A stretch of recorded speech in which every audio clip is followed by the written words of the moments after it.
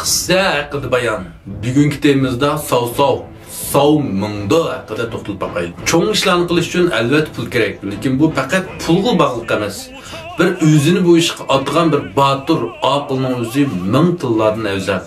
Ansiz chog'larda ba'zilar taxt talchidi, ba'zilar huquq talchidi, ba'zilar mol dunyo yerzimin lashkar talchidi. Lekin ulug' ishlarni qilish uchun aqllar hammadan muhim. Boshqalarning sirti qarablar bu oddiy kallam bilan bab emas. Mushu gaplardilla Saosovning qanchalik jiroqligini ko'rar, qanchalik dono, aqlli ekanligi chiqib turibdi.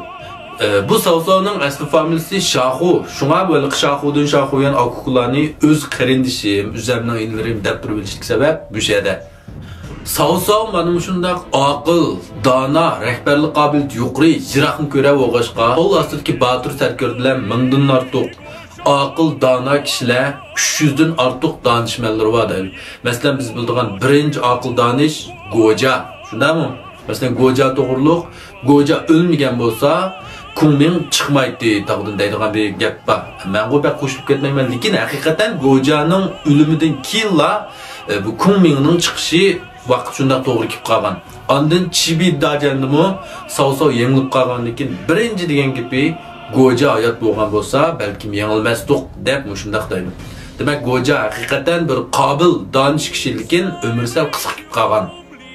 Şu nurg'ullar deydi, Goja yana 10 yil hayot bo'lgan bo'lsa, Saomingda jonni birlik keltira oladi deydi. Bu mu bekarla chiqqan gap emas-ku. Yeni bundan başqa Shunyu, Jashun, Qingyu, Jiangshu, Sımai qatorliq bir qator donishmandlar bor. Shunami? Endi buningki sarkarda Batur Song'ullardan Liubeyninki 5 yo'lbos Song'ul bo'lgan o'xshash, buningmi 5 Shirmat Song'ul bor.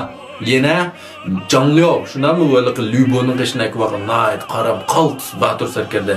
Yujing, Zhanghe, Shuhuang, Pangde, Lidian, Lijing, Dianwei, Shuchu, Shahudun okukular, Saurun okukular, shundaymi nayt ko'p buning palvonlarmi.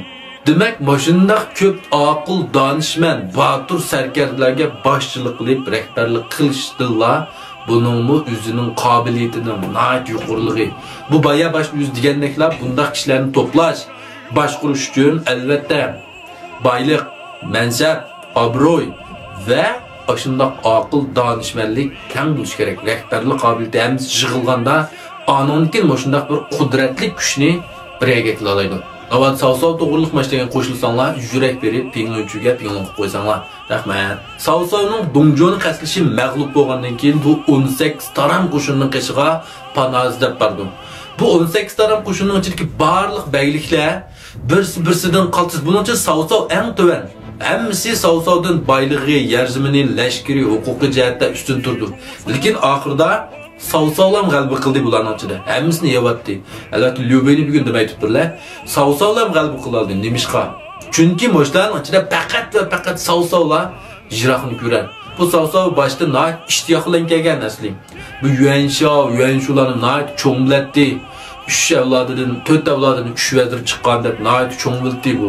Balki moshlarning qo'losini ishlab, tang cho'ng ishlarni qilsaq deb kelgan. Lekin bu kelgandan keyin bu 18 taram qo'shindagi baglarning hammasining oshko'z, asadxo, bir-birini ko'rolmaydigan, nodon, buning uchunni ko'rgan kishilar ekanligini kulib, qattiq umitsizlandi bu.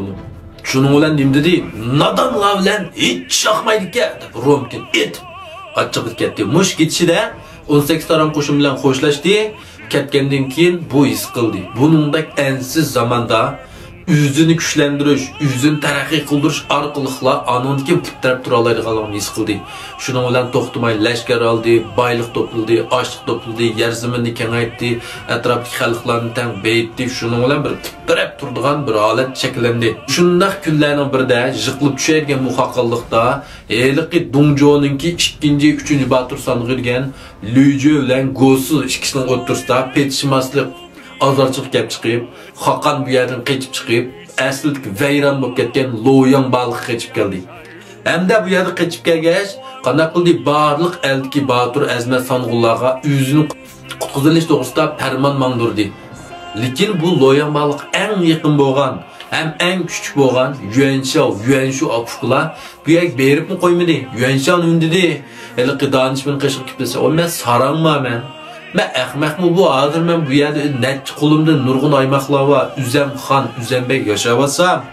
Bu Ebga Hakan'ı ekelsem Üzem'nin boynuğu bikar mindirip. Bunun kimini başkurduğun bir adam çıkmamdı bu. Bekalı bunu ekilip ben ahmakmı deydi. Navat sılbamızla savmında berip bunu ekip geçi mümkün kutuldurup ölçeceğiz. Savmında diye açtak bir ahmak bu. Açtak bir kallak. Neyim kıskanmamdı dedi. Savsav bunu anlap kadar kıldı. Savsav bunu anlap. Gül çevendazlarını başlap, 7 gündüz toxtumay qoğlap berip, Loyanğa, hatta Loyan balıqçı Hakan ordusunu içi qoğlap kirdi. Savsa bu, işkim qımğa işini öz cenini tikip qoyup durup nemiş qımında qıldı. Savsa'nın məqsəd neymi bu yerdə?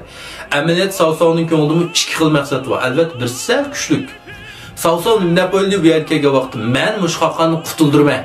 Navadı bu Hakan'ın xas salapiti, sür, eyvisi, akıl, parastı ba, hakiki ecda sübet bir Hakan bolsa, men onun kol koyup, onun başı giyip, onun hizmetkarı olup, elini birlik keltirip, jıqılıp düşken bu xan Hakanlığını qaytı yöle, öşmez iz kaldırmaya, tarixte mengülük namını kaldırmaya.